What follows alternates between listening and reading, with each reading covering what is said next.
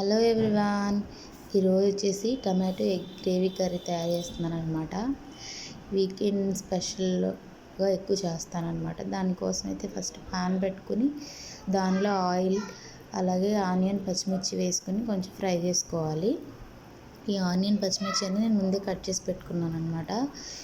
ఈ ఆనియన్స్ అనేది కూడా చాలా వరకు మగ్గిపోయే వరకు మనం దాన్ని ఫ్రై చేసుకోవాలన్నమాట.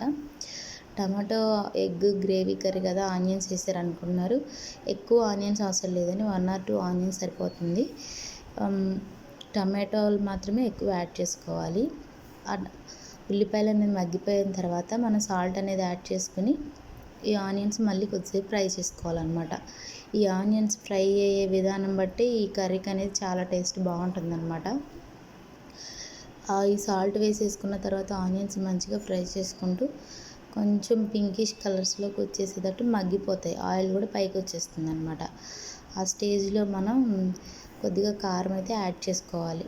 యాడ్ చేసుకుని ఫ్రై చేసుకోవాలన్నమాట.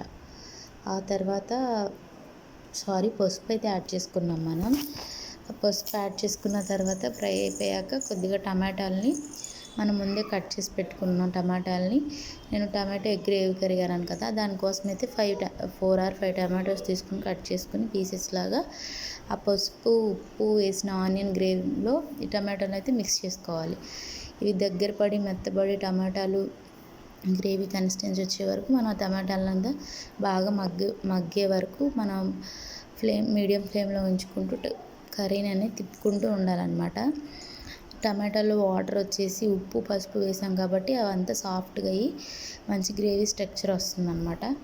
ఆ గ్రేవీ స్ట్రక్చర్ వచ్చిన దానికి అర్థం ఎలా అంటే ఆయిల్ అనేది బయటకు వస్తుంది. ఆ స్టేజ్లో మనం కారం యాడ్ చేసుకుని 2 స్పూన్స్ అయితే కారం అయితే యాడ్ చేసుకుని మళ్ళీ కొద్దిసేపు ఫ్రై చేసుకోవాలన్నమాట.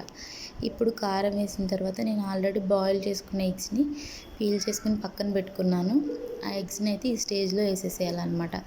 ఎందుకంటే ఇప్పుడు ఉప్పు కారం టమాటో పులుపు అదంతా కూడా ఎగ్స్ పట్టి ఎగ్స్ అనేవి చాలా టేస్టీగా ఉంటాయి అన్నమాట.